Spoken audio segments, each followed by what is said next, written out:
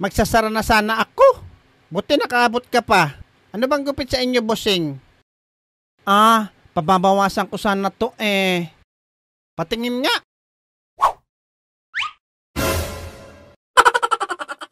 Eto Aba, mahirap yan. Ititrim ba yung ulo mo, ha?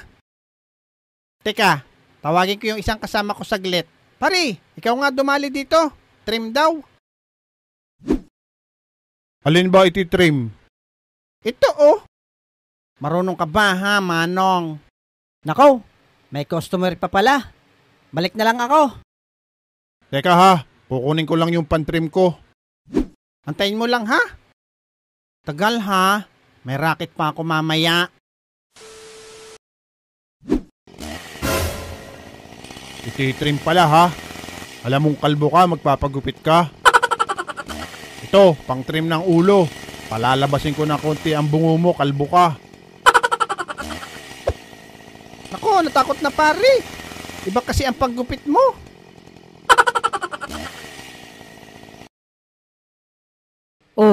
Ayan na pala si Bogart eh. Bakit naman may towel ka sa ulo mo? Mainit kasi sa daan.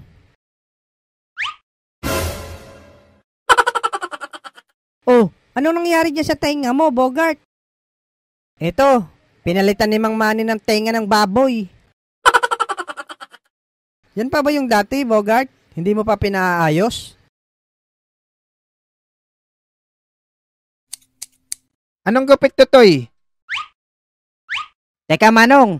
Nadikit yung ano nyo. Ay, sorry, Totoy. Manong, trim lang po. Okay. Madali lang pala. Manong, may kamukha kayo. Sino naman, bata?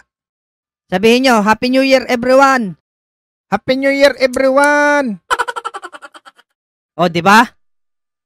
Sige, Manong, tutulog muna ako. Medyo puyat kasi ako eh. Okay, sige. Ako na bahala. Singin na lang kita pagtapos na.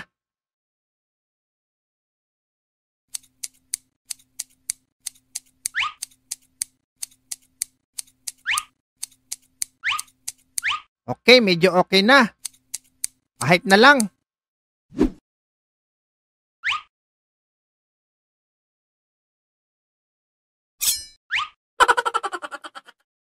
Hala!